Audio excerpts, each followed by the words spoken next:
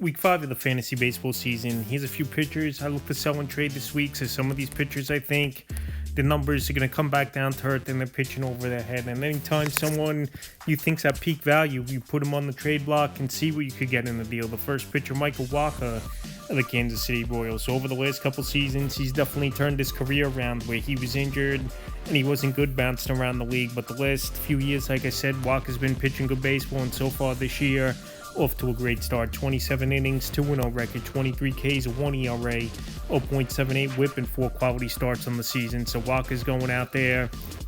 He's getting easy outs. We know he's a crafty type of pitcher. He's not going to be a big-time strikeout guy, but he's going to be a pitcher that's going to go out there, get his outs, and obviously in a division in the AL Central where there's not many great hitting teams, obviously. White Sox, Cleveland, Detroit.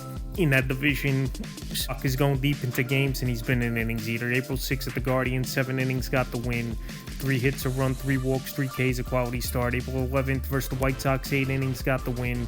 4 hits, no runs, a walk, 7 Ks, a quality start. And April 17th at the Yankees, 6 innings, no decision, 3 hits, 2 runs, 3 walks, 6 Ks, a quality start. So like I said, he's took advantage of easier matchups at the Guardians and the White Sox in the last 3 outings, and versus a good Yankee offense. Obviously, he still pitched well in that ball game, going 6 innings, 2 runs, but I don't think it's going to keep up to these levels, obviously, for Michael Wacha, where his ERA on the season is a 1, and his next outing's a decent one. Once again, April 22nd coming up versus the Baltimore Orioles on Wednesday. But like I said, Wacha's pitching over his head right now. Even though I know last season he had an ERA of 4, still I don't think he's going to keep it up to these numbers, and he's definitely someone I would sell off this week.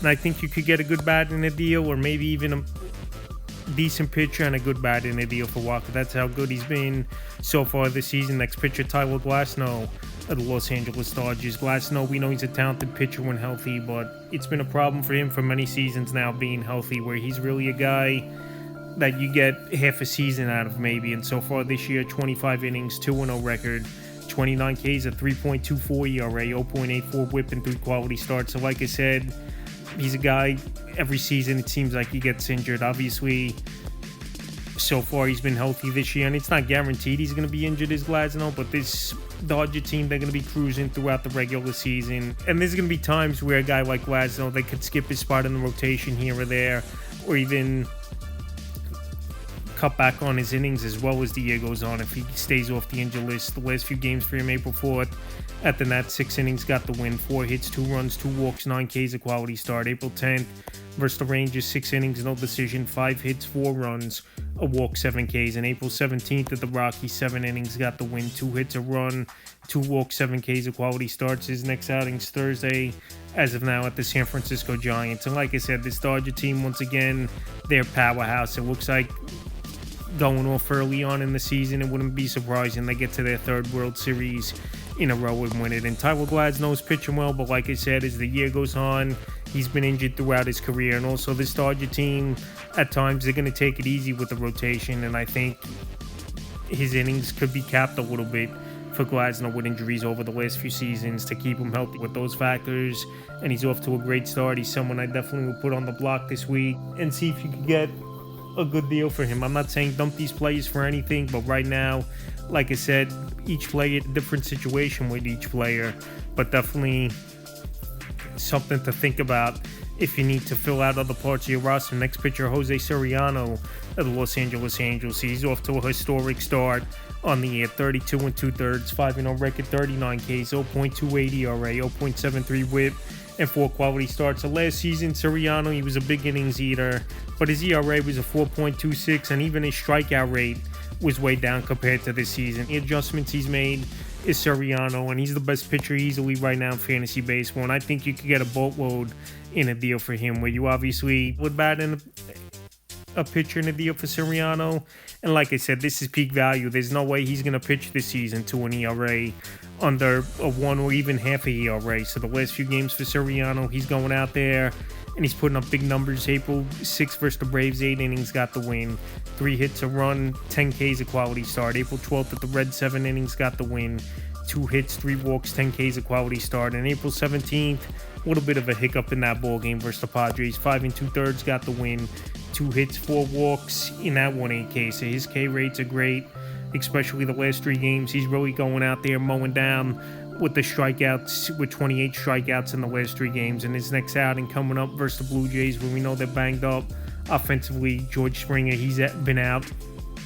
We also know Santander, he's been out all season so far as well. So Soriano, he's pitching great baseball, but I think right now he's definitely pitching over his head, and he's someone I would put on the trade block and try to get maximum value. Like I said, he's the best pitcher in fantasy baseball, and these numbers aren't sustainable. And also as well, we know this Angel team, they're middle of the pack type of team. So I think as the weeks go on and teams adjust to Soriano a little bit, I think he's going to come back down to the pack a little bit, and it's a perfect time to sell him this week. Next pitcher, Parker Misick of the Cleveland Guardians. So the young rookie, he's going out there and he's making waves so far to begin the season, and he's been one of the better pitchers in all fantasy baseball. 25 and 2/3, 3-0 record, 25 Ks, 1.05 ERA, 0.78 WHIP, and 3 quality starts. So last season he had a cup of coffee in the majors, only 39 and 2/3.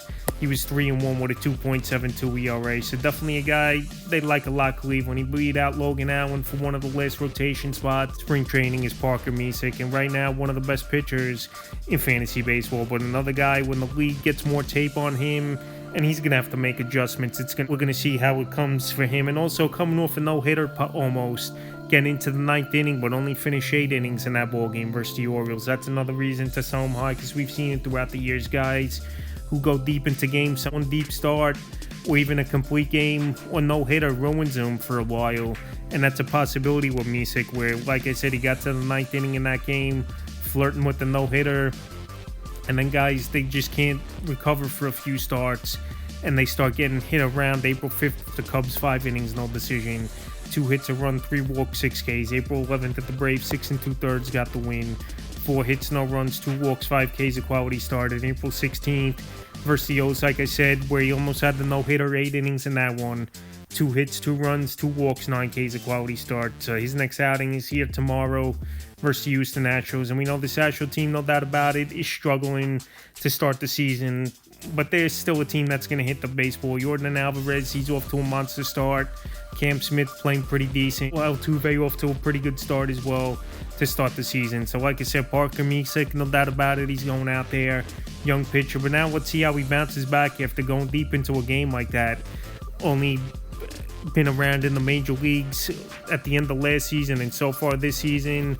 But like I said, I'm not going to dump these play issues for anything, but definitely I think he's pitching over his head a little bit. And also as well, when league gets more tape on you, guys figure out and they adjust, and then we have to see if Misick adjusts. So this week, he's a pitcher I would sell high. In the final pitcher, Michael Soroka of the Arizona Diamondbacks. Soroka, he was on the list last week, and so far, he's been one of the best pitchers in fantasy baseball as well. 22 and 2/3, 4-0 record, 28 Ks, 2.78 ERA, 1.06 WHIP, and a quality start. But the thing with Soroka, very injury prone over the last few seasons, and he's bounced around now with the Washington Nationals, White Sox, now with the Diamondbacks over the last few seasons. And last year, pretty much he was out of the bullpen a majority of the season with Soroka, 89 and 2/3 on the year last year. So already with 22 and 2/3 under his belt, he's a guy with many factors. I think he's a sell-high candidate to me. Like I said, I don't think he's going to hold up all season long, where he hasn't gone more than 100 innings in many seasons as Soroka. And also as well, injuries have been a factor for him, where who knows if he's going to hold up and being healthy, with obviously more wear and tear on his arm, being a full-time starter for this Diamondback team. April 4th versus Atlanta, 5 innings, got the win. 4 hits, a run, 3 walks, 3 Ks. April 10th at Philly, 5 2/3, got the win. 5 hits, 4 runs, 2 walks, 10 Ks. And then April 17th versus the AL champs, Toronto Blue Jays, 7 innings, got the win. 5 hits, 2 runs, 5 Ks, a quality start. So no doubt about it, he's off to a great start. Is Michael Soroka to start the season for this Arizona Diamondback team. But like I said, with the injury-prone status he's had over the last couple seasons, and not a guy who's really pitched a lot of innings over the last couple seasons, with being in the bullpen more than anything, I just don't think he's going to hold up, where it goes the other way for him as the warmer weather heats up and the hitters start catching up to the pitching. So that's a few pitchers I look to sell and trade for week 5 of the fantasy baseball season.